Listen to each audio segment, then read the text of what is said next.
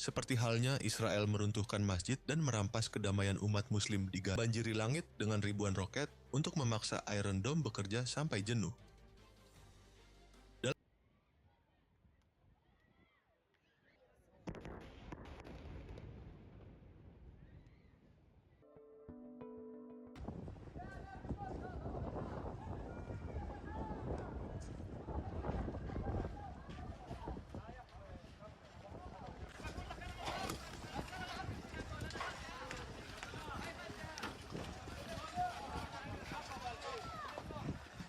Satu, peristiwa itu dimulai dengan musik yang menegangkan, memperkenalkan konferensi rahasia Mossad yang dikenal sebagai Yom Dira Hari Visi, di mana 573 perwira dan komandan senior berkumpul dalam satu fasilitas bawah tanah. Suasana dipenuhi kewaspadaan saat para pemimpin bertukar analisis dan rencana operasi, sementara keamanan ketat menjaga setiap akses. Tradisi tahunan ini menjadi momen langka bagi seluruh jaringan intelijen untuk menyelaraskan kebijakan, prosedur, dan penugasan global. Namun, konsentrasi kepemimpinan sebesar itu juga menciptakan titik rentan yang bisa dimanfaatkan oleh pihak lawan jika informasi lokasi bocor. Pengamatan sinyal, jejak logistik, dan audit internal terus dijalankan untuk menutup celah keamanan yang tersisa. 2. Hamifsar terletak jauh di bawah puncak Gunung Karmel dekat Haifa, sebuah bunker komando ultra rahasia yang dianggap tak tertembus. Pada konferensi tahunan itu, tepatnya 573 perwira dan komandan senior dikumpulkan di ruang-ruang tertutup untuk membahas operasi global. Kepercayaan pada sistem keamanan fisik, kontrol akses, dan prosedur evakuasi begitu kuat sehingga pengawas luar hampir tidak diizinkan masuk. Keyakinan penuh ini menjadi titik rawan. Blind spot dalam kontrol internal menutup peluang pengawasan silang. Ketidakpekaan terhadap ancaman dalam dan kurangnya keraguan institusional akhirnya membuka celah yang berpotensi fatal. Para peserta percaya pada lapisan pertahanan teknis dan personel yang solid. 3. Keberhasilan serangan Iran merupakan puncak operasi kontra Intel selama 12 tahun. IRGC merekrut satu perwira tinggi di Direktorat Konstruksi yang menyediakan koordinat presisi, cetak biru, dan jadwal ventilasi. Aset ini memungkinkan perancang rudal menargetkan langsung Hamifsar.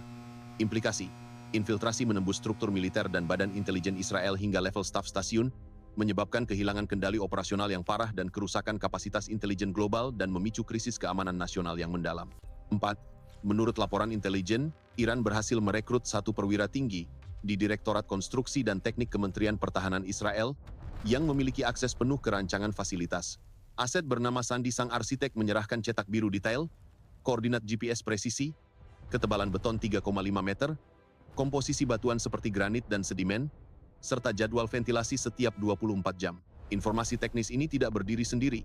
Data SIGINT yang dikumpulkan selama bertahun-tahun mengkonfirmasi pola komunikasi terenkripsi yang muncul rutin pada tanggal 15 setiap tahun, sehingga memverifikasi lokasi dan waktu pertemuan di bawah Gunung Karmel.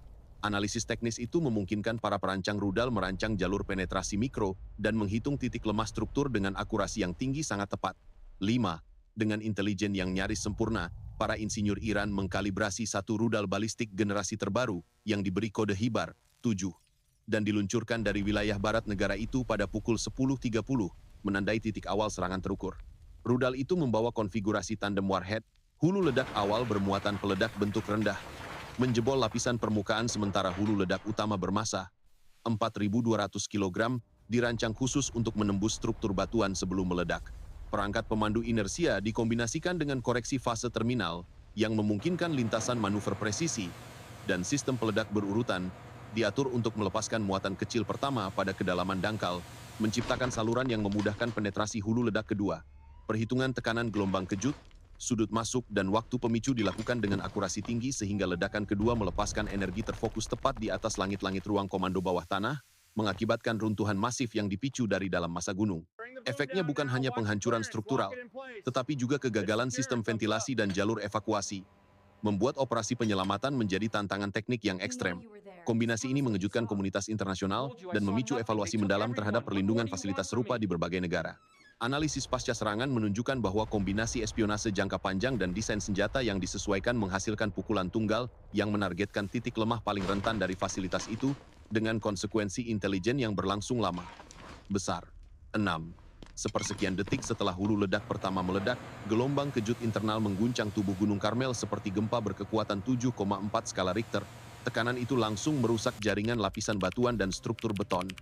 Sekitar 2.100.000 ton batu, tanah, dan puing-puing runtuh menimpa ruang kosong yang menampung bunker, koridor evakuasi, 5 poros ventilasi utama, dan 4 pintu darurat tersumbat atau tertimbun oleh timbunan setebal ratusan meter. Tim penyelamat awal menghadapi kondisi yang tidak mungkin.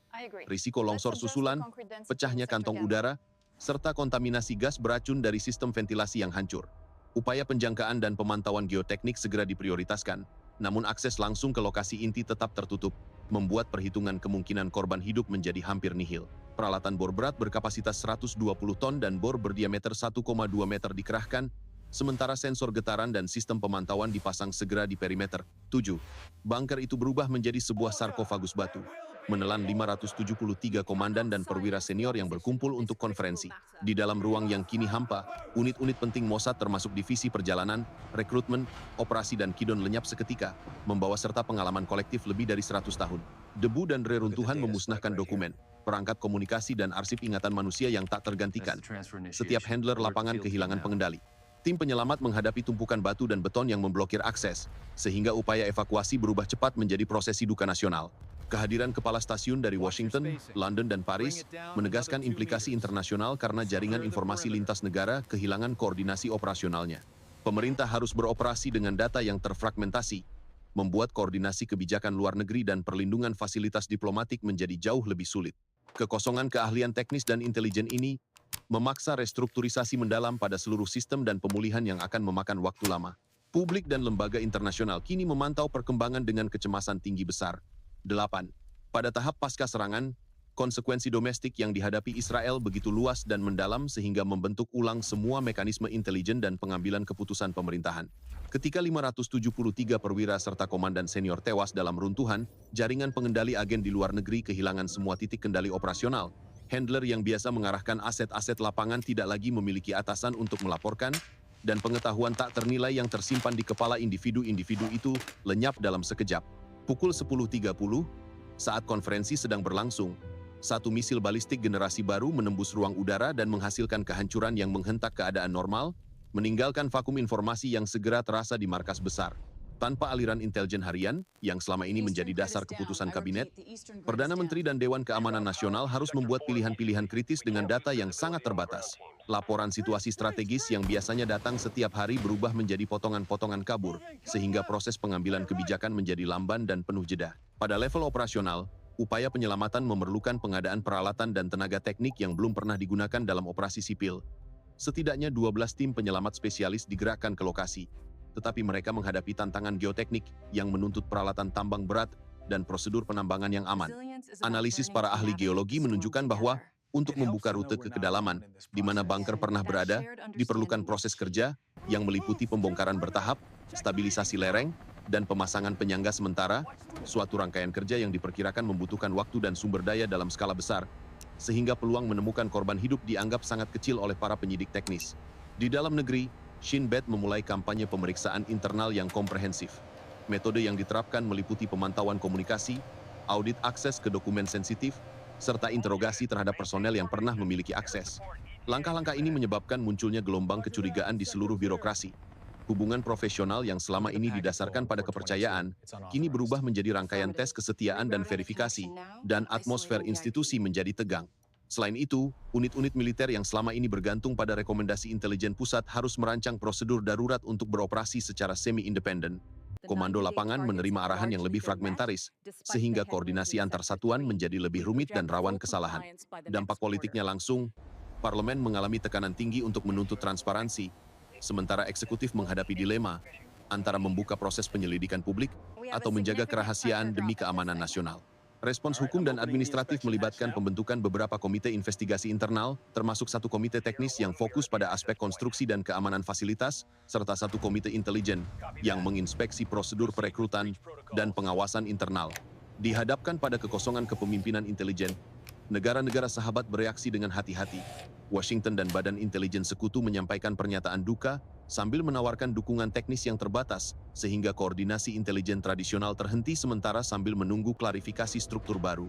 Reaksi internasional ini memaksa kabinet untuk menegosiasikan ulang jalur komunikasi bilateral dan mekanisme pertukaran informasi, yang berarti hubungan operasi bersama yang sebelumnya berjalan mulus, kini perlu direstrukturisasi. Di panggung regional, pengaruh kekuatan yang disebut Iran mengalami peningkatan kredibilitas politik karena klaim keberhasilan operasinya. Beberapa negara tetangga mulai menimbang ulang posisi diplomatik mereka, membuka ruang dialog pelan-pelan yang sebelumnya tidak tersedia. Konsekuensi ekonomi tidak langsung namun nyata, pasar keamanan swasta pun melonjak permintaannya untuk konsultasi, audit fasilitas, dan produksi perangkat pengamanan fisik. Perusahaan kontraktor menerima permintaan untuk desain ulang infrastruktur kritis dengan standar baru yang lebih ketat. Secara sosial, peristiwa ini memicu trauma kolektif dalam komunitas intelijen dan keluarga korban. Publik menyaksikan proses berkabung yang panjang dan ritual kenangan nasional yang diwarnai kecemasan akan masa depan keamanan negara. Jangka menengah, institusi negara harus mengalokasikan ulang sumber daya. Anggaran yang semula untuk proyek lain diambil alih untuk program pemulihan dan pencegahan, termasuk pendanaan pelatihan keamanan terpadu yang dirancang untuk memperkuat protokol akses dan verifikasi personel. Di sisi teknologi, ada percepatan investasi pada sistem redundansi komunikasi otomatis dan penyimpanan data terenkripsi di lokasi terdistribusi, upaya yang dimaksudkan untuk mencegah hilangnya informasi apabila terjadi lagi gangguan pada struktur komando pusat. Pertempuran psikologis internal juga berkembang.